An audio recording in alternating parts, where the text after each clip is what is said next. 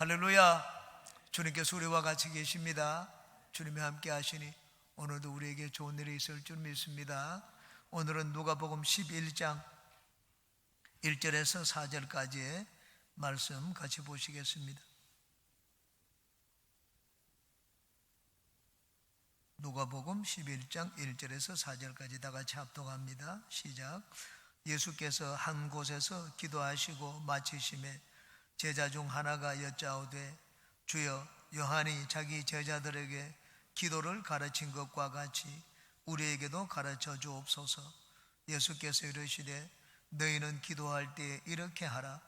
아버지여, 이름이 거룩히 여김을 받으시오며 나라가 임하시오며 우리에게 날마다 일용할 양식을 주시옵고 우리가 우리에게 죄지은 모든 사람을 용서하오니 우리 죄도 사하여 주옵시고 우리를 시험에 들게 하지 마옵소서 하라. 아멘. 이렇게 기도하라고 말씀을 하셨습니다. 주님이 가르치신 기도문입니다. 그래서 이것을 주기도문이라고 우리는 흔히 얘기를 합니다. 마태복음 6장에도 예수님이 가르치신 기도가 나옵니다. 마태복음에 비해서 누가복음의 기도는 많이 짧습니다. 뒷부분 나라와 권세와 영광이 아버지께 영원히 있사옵나이다 하는 구절도 없고 또 중간에 마귀의 시험에서 우리를 건져달라는 그런 내용도 또 없습니다. 짧지만은 그러나 우리 주님이 가르쳐주신 기도에는 모든 것이 다 들어있습니다. 이제 한 절씩 같이 살펴보고 언어를 나누겠습니다. 1절에 예수께서 한 곳에서 기도하시고 마치심에 제자 중 하나가 여짜오되 주여, 요한이 자기 제자들에게 기도를 가르친 것과 같이 우리에게도 가르쳐 주옵소서. 예수님이 한 곳에서 기도하고 마치셨습니다. 예수님은 기도하시는데 제자들은 예수님처럼 그렇게 기도를 따라하기가 쉽지 않았습니다. 예수님은 되는데 왜 우리는 안 되는지, 그래서 기도하는 법을 가르쳐 달라고 했습니다. 우리가 습관적으로 기도를 해야지 어떻게 기도하는지 알 수가 있습니다. 예수님은 늘 습관적으로 기도하셨기 때문에 기도하는 법을 잘 아셨습니다. 무엇을 구해야 되는지도 알고 또 기도 가운데 하나님 은혜를 많이 체험을 했습니다. 그런데 제자들은 그렇지를 않았습니다. 습관적으로 기도하지 않았기 때문에 기도하는 법을 잘 몰랐습니다. 그래서 예수님께 질문을 했습니다. 제자 중 하나가 여짜오되 주여, 요한이 자기 제자들에게 기도를 가르친 것과 같이 우리에게도 가르쳐 주옵소서. 침례 요한도 제자들에게 기도하는 법을 가르쳐 주었다고 했습니다. 침례 요한도 기도하는 사람이었습니다. 기도의 습관이 들지 않고는 기도를 이렇게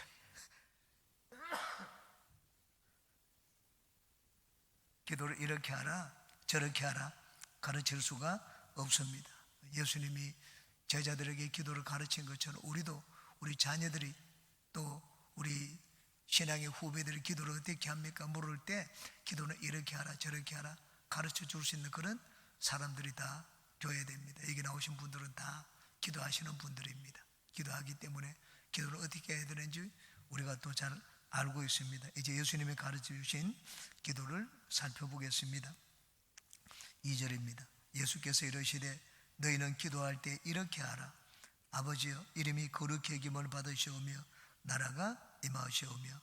예수님이 기도를 가르쳐 주셨습니다. 제일 먼저 나를 위해서 무엇을 구하고 우리 땅의 것을 구하는 것, 그것을 먼저 구하라고 하시지 않았습니다. 먼저 하늘의 것을 먼저 구하라고 했습니다. 하나님의 나라를 구하고 하나님을 위하여 먼저 구하라고 말씀을 하셨습니다. 그러므로 우리가 기도할 때도 기도의 우선순위를 잘 알아야 됩니다. 제일 말째가는 기도, 그것보다는 중요한 기도, 제일 먼저 드려야 할 기도를 먼저 드려야 됩니다. 하나님 아버지의 이름이 거룩히 여김을 받도록 기도하라고 말씀을 했습니다. 하나님 아버지의 이름이 거룩히 여김을 받도록, 거룩하다는 말은 구별된다는 말입니다. 사람과 같지 않다는 말입니다. 함부로 하나님의 이름을 불러서는 안 됩니다. 하나님 이름을 우리 입술에 들먹이고도 우리는 두렵고 떨리는 마음을 갖도록 해야 됩니다. 이게 하나님의 이름을 거룩히 여기는 것입니다. 우리도 뒤에서 사람들에 대해서 욕을 할 때가 있습니다. 야, 그놈 참 나쁜 놈이다. 사람 욕을 하면 그 사람이 거룩히 여김을 받겠습니까? 그 사람의 이름이 더러워집니다. 이름을 얘기를 하면서. 미국 사람들은 이 안 좋은 일이 있을 때 막 짜증이 나고 화가 날 때는 Jesus Christ라고 합니다. 예수님 이름을 입에 담습니다. 위에서 누구 욕을 할 때 그 사람 이름을 입에 담는 것과 같습니다. 욕을 할 때 예수님의 이름을 담습니다. 입에 올립니다. 그것은 아주 잘못하는 것입니다. 하나님의 이름을 거룩히 여기는 것이 아니라 하나님의 이름을 망령되이 일컫는 것입니다. 우리가 하나님의 이름을 거룩히 여기기 위해서는 항상 우리 입술로 하나님을 높여야 됩니다. 하나님 같은 분이 없습니다. 하나님은 최고십니다. 하나님 최고십니다. 하나님을 높이는 말을 해야 됩니다. 하나님의 이름이 영광을 얻고 거룩히 여김을 받도록 우리에게 기도하라고 말씀을 하셨습니다. 너희들은 기도할 때 하나님의 이름이 거룩히 여김을 받도록. 아니, 하나님이 하실 수 없는 것이 없는데, 하나님이 모든 것을 하시는데 뭐 하나님이 우리의 기도가 필요하겠습니까? 그렇지 않습니다.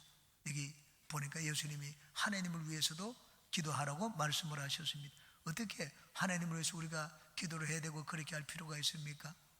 하나님이 우주에 세워놓으신 법칙이 있습니다. 모든 것을 우리에게 주시되 하나님이 기도를 통하여 우리가 얻도록 만들어 놓으셨습니다. 하나님께도 마찬가지입니다. 하나님의 이름이 널리 알려지고 영광을 받도록 하기 위해서는 하나님도 기도를 통하여 하나님이 영광을 얻습니다. 하나님의 정해주신 법칙이기 때문에 하나님도 그 법칙을 따르십니다. 그러므로 우리는 하나님의 이름이 거룩히 여김을 받도록 하나님의 이름을 높여야 됩니다. 하나님을 찬양하고 세상 가운데 하나님의 좋으신 분이심을 자꾸 증거해야 됩니다. 하나님은 나 한 사람에게만 영광 받는 것이 아니라 많은 사람에게, 많은 형제들에게 영광을 받으시기를 원하십니다. 그래서 우리는 나가서 예수님의 이름을 전하고 복음을 전해야 됩니다. 하나님의 이름을 거룩히 여기는 행동은 하나님을 예배하는 것입니다. 하나님 앞에 무릎을 꿇는 것입니다. 모세가 호렙산에서 하나님의 부름을 받았습니다. 하나님이 모세에게 말씀을 했습니다. 네가 선 땅은 거룩한 곳이니 내 신발을 벗어라. 그렇게 말씀을 했습니다. 신발을 벗다는 말은 엎드리라는 말입니다. 하나님 앞에 경배를 표시하라는 말입니다. 예배는 다른 것이 아닙니다. 예배는 하나님 앞에 경배를 표시하는 것입니다. 우리가 무릎을 꿇고 엎드리는 것입니다. 옛날에는, 우리는 지금은 다 앉아서 예배를 드리지만 한국에서는 옛날 그렇지 않았습니다. 전부 다 무릎을 꿇고 예배를 드렸습니다. 제가 처음 예수님을 믿을 때도 여의도에서는 다 예배를 드리는데 이 중고등부 어린아이들은 이 앉아서 예배 드리지 않았습니다. 방바닥에서 뭐 500명, 600명 들어가서 예배를 드렸습니다. 다 신발을 벗고 예배를 드렸습니다. 무릎을 꿇고 예배를 드렸습니다. 예배는 하나님 앞에 경배를 드리는 것입니다. 여기 하나님의 이름을 거룩히 여김을 받기를 원합니다 하는 것은 온 세상 모든 민족이 주님 앞에 나와서 하나님의 이름을 높이고 하나님을 경배하기를 원합니다. 우리가 그렇게 기도하라고 말씀을 하셨습니다. 그 다음 우리는 또 하나님의 이름을 거룩히 여김받도록 하는 길은 단순히 기도로 끝나서는 안 됩니다. 세상에 나가서 우리가 하나님의 영광을 나타내는 삶을 살아야 됩니다. 너희들은 세상의 소금과 빛이라고 말씀을 하셨습니다. 우리는 세상의 소금과 빛이기 때문에 세상에서 착한 행실로 하나님 아버지가 영광을 얻도록 해야 됩니다. 우리가 나가서 예수 믿는 사람이 잘못된 행동을 하면 하나님의 영광을 얻지를 못합니다. 항상 우리는 행동을 할 때 내 아버지가 영광을 얻도록. 우리 세상에서도 내가 잘못하면 우리 부모가 욕을 먹지 않습니까? 저 누구 자식이냐? 호로 자식이다. 그런 말들을 합니다. 그리고 우리 부모가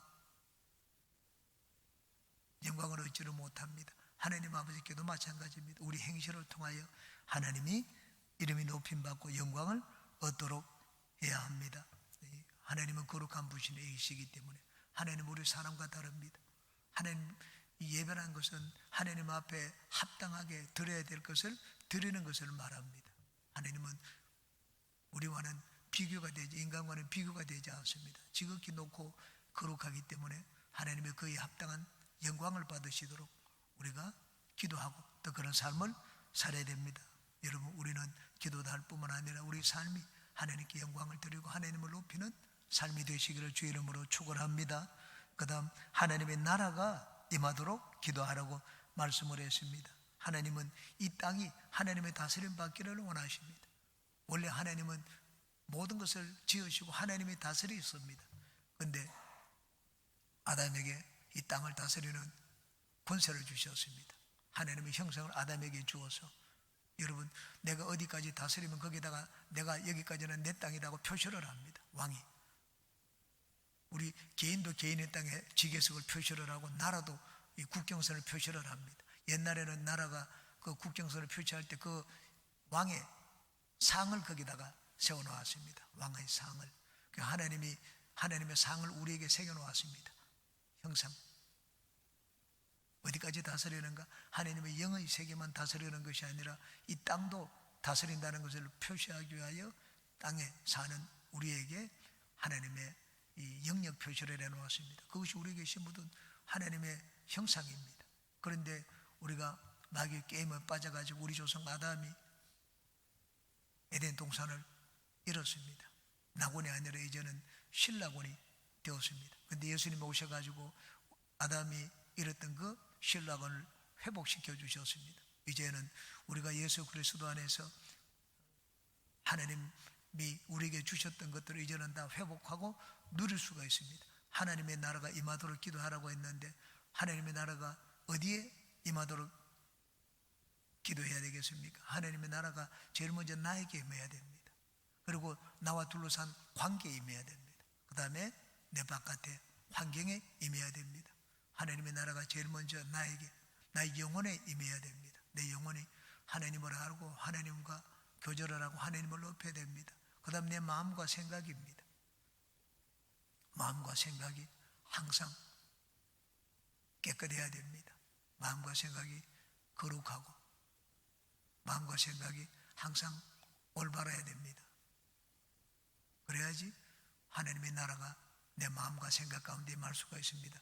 마귀가 내 입술을 점령해 보십시오. 마귀가 내 입술을 점령하면 내 입술에서는 깨끗한 말이 나오지 않습니다. 더러운 말이 나옵니다. 속된 말이 나옵니다. 하나님의 성령이 내 입술을 점령하면 이제는 내 입술에 말이 달라집니다. 하나님은 우리를 다스리기 원하는데 내 입술과 마음을 다스리십니다. 그 마음이었다면 그 사람의 이 마음과 생각이었다면 그 사람의 됨됨이도 그러하다고 말씀을 했습니다. 그러므로 우리가 하나님의 나라가 어디에 임하는가? 제일 먼저 나에게, 나의 영혼에 하나님의 나라가 임하고 그 다음 내 마음과 생각 가운데 하나님의 나라가 임하기를 원하십니다. 하나님은 우리 마음속에 평안을 주시기를 원하고 우리가 기쁨 가운데 살기를 원하십니다. 그 다음 내 육체입니다. 마귀는 우리 육체로 도둑질하고 있습니다. 예수님은 복음을 전하면서 예수님의 사역에 3분의 1 이상이 병을 고치는 사역이었습니다. 병은 육체입니다. 왜? 우리 육체가 마귀에게 도둑질 당하고 있기 때문에. 예수님은 단순히 의사이기 때문에 병을 고치신 것이 아닙니다. 우리 육체가 마귀에게 도둑질 당하고 있기 때문에 우리 육체에 있는 마귀를 내어 쫓고 하나님의 나라가 임하도록 하기 위해서 병을 고쳐주셨습니다. 성령으로 귀신이 쫓겨나는 하나님의 나라가 내게 임하였느니라 그렇게 말씀을 하셨습니다. 그러므로 귀신을 쫓아내고 우리 병 고침을 받는 것, 하나님의 나라가 내 육체 가운데 임한다는 증거입니다. 마귀는 우리 육체로 도둑질합니다. 우리 마음과 생각 속에 도사리고 있을 뿐만 아니라 육체로 도둑질하기 때문에, 그러므로 우리는 육체 가운데 있는 질병의 귀신을 내어 쫓아야 됩니다. 예수님은 그것을 위하여 이 땅에 오셨고 그리고 십자가에 달려 돌아가셨습니다. 그러므로 우리가 예수님의 십자가 대속의 은혜를 감사하고 그 고마움을 표시하는 길은 우리가 그것을 누리는 것입니다. 내 육체가 건강을 누리는 것입니다. 귀신을 쫓아내고 하나님이 목숨을 바쳐가지고 생명을 주시므로 우리에게 건강 주셨는데 내가 그냥 눈만 멀뚱멀뚱 뜨고 내 병 고침을 위해서 기도하지 않는다면 하나님의 나라를 구하지 않는 것입니다. 하나님의 나라를 위하여 기도하라. 너에게 우리에게 임하도록 내 육체 가운데 하나님의 나라가 임하도록 기도해야 됩니다. 그 다음 마귀가 지배하는 것이 어딘가? 관계입니다. 인간관계. 아담과 하와가 쫓겨나고 난 다음에 마귀가 그 다음 이제 역사한 것이 관계였습니다. 형제간에 서로 미워하고 살인하고 분쟁을 하도록 만들었습니다. 민족 간에 분쟁하고 나라 간에 분쟁을 하도록 만들었습니다. 관계가 깨어졌습니다. 원래 하나님 우리에게 주신 것은 화평한 관계입니다. 마귀는 와가지고 모든 관계를 깨뜨립니다. 사람마다 오해를 심어주고 여러 가지 것들을 심어주고 욕심을 심어주고 미워하는 마음을 심어주고 질투를 심어주고 관계를 깨뜨립니다. 그러므로 하나님의 나라가 임하도록 기도하라고 했는데 하나님의 나라가 어디에 임해야 되는가? 관계 속에 임해야 됩니다. 그러므로 여러분 내 가족 가운데 좋지 않은 관계가 있으면 귀신을 쫓아내시기 바랍니다.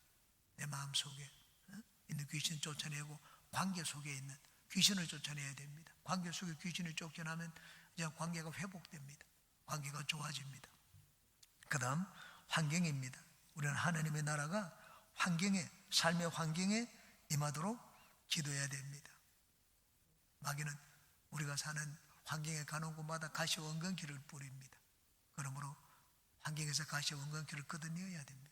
걷어내야지 우리가 씨를 뿌리고 좀 밭에다가 씨를 뿌리고 열매를 거둘 수가 있습니다. 여러분 땅에 가시 원근기가 났는데 씨를 뿌리면 자랄 수가 있습니까? 가시 때문에 자라지를 못합니다. 그러므로 우리는 환경에 어려움에 처했을 때 이 환경에 붙어있는 귀신을 내어 쫓아야 됩니다. 귀신은 환경에 많이 붙어 있습니다. 저주받은 환경, 이 환경이 복된 환경이 아닌 환경이 나를 두르고 있거든 환경에 붙어 있는 귀신을 쫓아내야 됩니다. 예수님이 하늘나라가 우리에게 임하도록 이 땅에 임하도록 기도하라고 말씀을 했습니다. 이 땅이 어디입니까? 내빼놓고 하나님의 나라가 어디에 임하겠습니까? 다른 곳에 다 임해도 나에게 하나님 나라가 임하지 않는다면 소용이 없습니다. 하나님의 나라는 먼저 나를 통하여 그리고 이웃으로 증거되고 전파됩니다. 우리는 할 수 있으면 하나님의 나라가 내 삶에 그리고 우리 모든 가족들 가운데 우리 교회 가운데 우리 나라에 임하도록 기도하는 우리가 되시기를 바랍니다. 그 다음 3절입니다. 우리에게 날마다 일용할 양식을 주시옵고. 이 마태복음에는 뜻이 하늘에서 이루어진 것 같이 땅에서도 이루어지이다 라는 내용이 거기 포함되어 있습니다. 이것은 뜻이 하늘에서 이루어진 것 같이 하나님의 뜻은 하나님의 나라가 이 땅에 임하는 것입니다.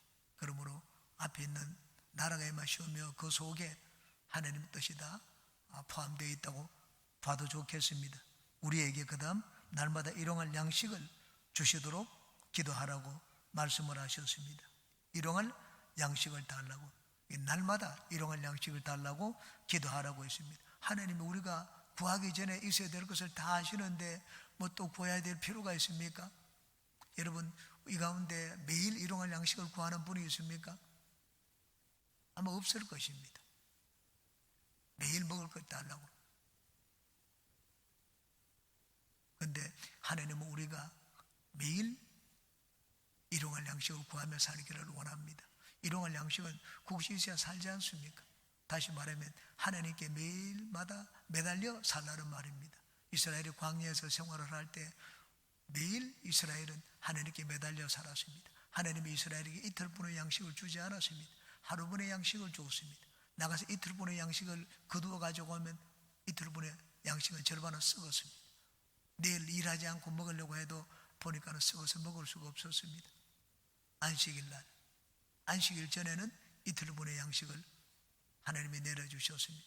그날은 만나를 이틀분 거두도록 해주셨고, 혹시 내일 거두겠다고 하루분만 거두었다가 안식일 날 나가서 거두려고 했는데 보니까 안식일에는 만나를 내려주시지 않았습니다. 놀라우신 하나님의 섭리입니다. 하나님은 우리가 매일매일 하나님께 매달려 하나님을 의지하며 살기를 원합니다. 물론 나는 뭐 많은 이 돈을 모아가지고 노후를 든든하게 이게 저축을 해두고 살아야 되겠다. 저축을 하는 분도 있습니다. 물론 저축을 하는 것이 나쁜 것은 아닙니다. 우리는 내일을 준비하고 미래를 준비해야 됩니다. 그런데 중요한 것은 매일 하나님을 의지하여 사는 것입니다. 하나님께 매달리지 않으면 여러분 먹는 것보다 더 중요한 것은 내 생명입니다. 하나님이 내 생명을 지켜주셔야지 내가 오늘도 살 수 있습니다. 그러므로 우리는 일주일에 한 번 나는 하나님 예배 드렸다, 한 주일이 그냥 잘 지내지리라고 생각해서는 안 됩니다. 예수님은 매일 일용할 양식을 구하라, 그렇게 말씀을 했습니다. 매일매일 하나님을 의지하며 살라는 말입니다. 오늘도 우리는 주님 앞에 나왔습니다. 오늘도 주님을 의지하여 살기 위해서 주님께 나왔습니다. 하나님의 도우심을 얻어서 사는 삶은 내 혼자 사는 삶보다 훨씬 다르다는 것을 알기 때문에 우리는 오늘도 주님께 나왔습니다. 주님, 우리가 그렇게 살기를 원합니다. 여러분은 혹시 새벽 예배 나오는 못하는 경우도 있습니다. 새벽 예배 나오지 못하는 경우라도 매일 하루를 살면서 하나님을 의지하고 하나님의 손을 잡고 하루를 사는 여러분 모두가 되시기를 주의 이름으로 축원합니다. 그 다음 4절입니다.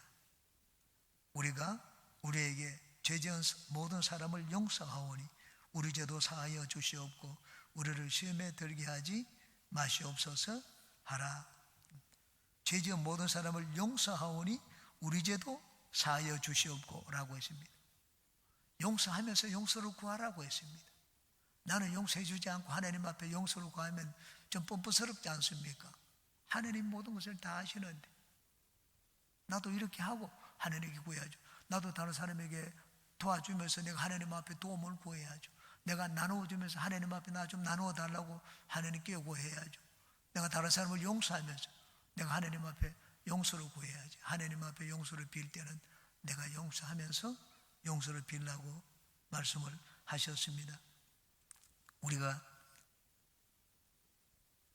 기도할 때 일용할 양식을 구하고 난 다음에 제일 먼저 하나님이 구하라고 한 것이 있습니다. 용서를 구하라고 했습니다. 왜 용서를 구하라고 했습니까? 먹는 것을 빼면은 우리가 살 길은 용서밖에 없습니다. 우리가 이 세상에 사는 것은 하나님의 용서가 있기 때문입니다. 육체적으로 먹을 양식, 하나님의 용서가 있기 때문에 우리는 삶의 용기를 얻습니다. 기쁨을 느끼고 인생의 보람을 느끼고 삽니다.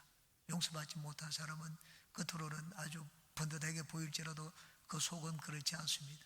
용서받은 사람은 이 속에서 생명이 넘쳐납니다. 수가성 우물가 여인을 보십시오. 우물가 여인은 예수님과 대화하다가 용서를 받았습니다. 스스로 죄책감에 눌려 있었기 때문에 사람을 만나기를 꺼려하는 여인이었습니다. 그런데 예수님 만나고 난 다음 성령의 생수를 받고 용서를 얻었습니다. 그 내적으로 솟아나는 그 기쁨의 생수를 마시고 나니 그 자리에 가만히 있을 수가 없었습니다. 물동이를 부려두고 나가서 복음을 전했습니다. 우리가 인생을 살면서 제일 필요한 것은 무엇인가? 용서입니다. 하나님과 좋은 관계입니다. 그리고 나는 무심코 던지는 말도 있잖아요. 무심코 나는 하는 행동이지만 다른 사람은 눈살을 찌푸리는 것도 있습니다. 나는 잘못한 것이 없다, 나는 오늘 죄를 안 지었다 그러는데 하나님이 계산 한번 해보세요. 하나님이 와서 야 오늘아 내가 너하고 좀 한번 계산해보자. 오늘 네가 이렇게 살았다. 하나님 우리와 계산을 하면은요 오늘 하루만 내가 지은 죄도 이러다 말할 수가 없을 것입니다. 생각으로 지은 죄도 있고 말로 행동으로 지은 죄, 마음으로 지은 죄.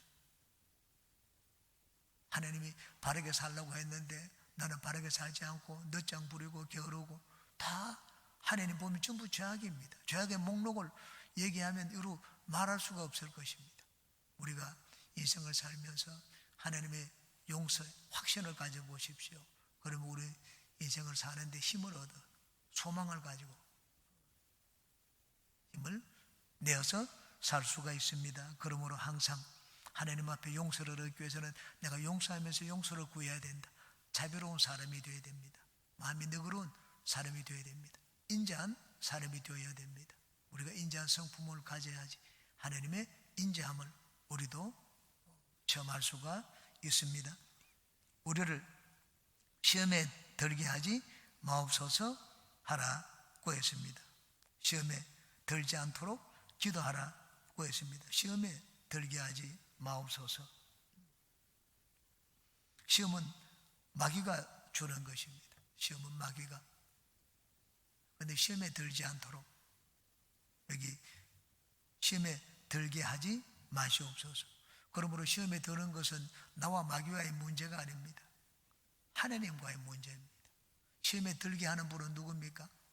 시험에 들게 내버려 두시는 것은 하나님입니다. 하나님이 허락해야지 마귀가 우리를 시험할 수가 있습니다. 모든 것의 결정은 하나님께 달렸습니다. 만약에 시험에 드는 것이 마귀와 관계에 대한 일이라면 마귀와 싸워서 이기면 됩니다. 그런데 시험에 드는 것은 여기 시험에 들게 하지 마옵소서. 시험에 들게 하는 분은 누굽니까? 우리를 시험에 들게 하다 강제로 시험에 몰아 붙이지는 않습니다. 하나님의 시험에 들도록 그냥 내버려 두십니다. 하나님이 우리를 붙드시면은 마귀가 우리를 공격을 못합니다. 여러분, 하나님 나를 딱 붙들고 있는데 마귀가 와서 공격하겠습니까? 얻어맞고 저 엄부로 쫓겨날 텐데 마귀도 압니다. 하나님이 나를 붙들고 있으면 저 사람 괜히 갔다가 내가 한 대 얻어맞는다는 것을 압니다. 근데 하나님 없이 내 혼자 다녀보십시오. 하나님 나의 손을 놓으면 어떻겠습니까? 마귀는 이제 우리에게 달라듭니다. 우리에게 공격을 합니다. 우리 시험에 들게 됩니다. 그러므로 시험에 들게 하지 마시옵소서라는 말은 하나님이 끊임없이 우리를 지켜달라는 말입니다.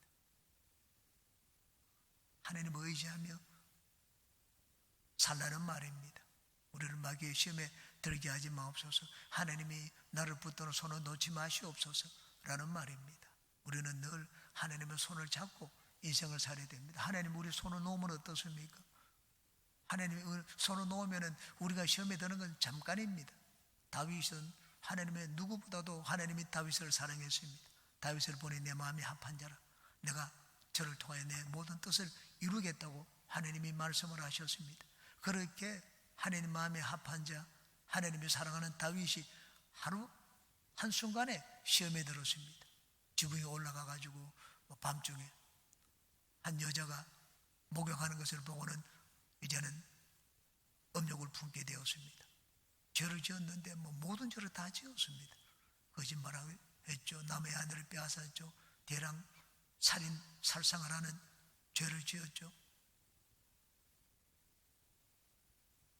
다윗이 어떻게 그런 죄를 지었습니까? 하나님의 손을 놓으시니까는 인간은 그렇게 보통 때는 막 신앙이 있고 믿음의 사람처럼 보이지만 하나님의 손을 놓으면 하나님이 우리를 붙들어 주시기 때문에 우리는 하나님을 믿고 신앙생활도 하고 사람들이 보기에 참 잘 믿는 것처럼 보입니다. 하나님의 손을 놓으면 우리는 말짱 꽝입니다. 아무것도 아닙니다. 인간이 자랑할 것이 있습니까? 인간은 약합니다. 하나님이 지키니까 우리가 막 귀신도 쫓아내고 하는 거죠. 하나님 손을 놓아 보십시오. 우리가 귀신을 상대해서 이길 수가 있습니까? 어림도 없는 일입니다. 그러므로 여기 우리를 시험에 들게 하지 마시옵소서. 하나님이 늘 붙들어 달라는 말입니다. 불쌍히 여겨 달라는 말입니다. 하나님 앞에 구할 때 내 의를 가지고 자랑해서는 안 됩니다. 하나님 앞에서는 항상 나를 붙들어 주시옵소서, 불쌍히 여겨 주시옵소서, 그런 마음을 가지고 기도해야 됩니다. 우리가 하나님 앞에 기도할 때 어떤 마음으로 기도해야 되는지, 내가 무엇을 중요시하고 기도해야 되는지를 예수님께서 우리에게 보여주셨습니다. 항상 하나님 제일 순입니다. 하나님을 먼저 높이고, 그리고 이 땅에 내 삶에 일용할 양식을 구하고 매일매일 하나님을 의지하고, 그리고 하나님의 나를 붙들어 손을 놓지 않도록 기도하며 오늘 하루를 사는 우리 모두가 되시기를 주의 이름으로 축원합니다.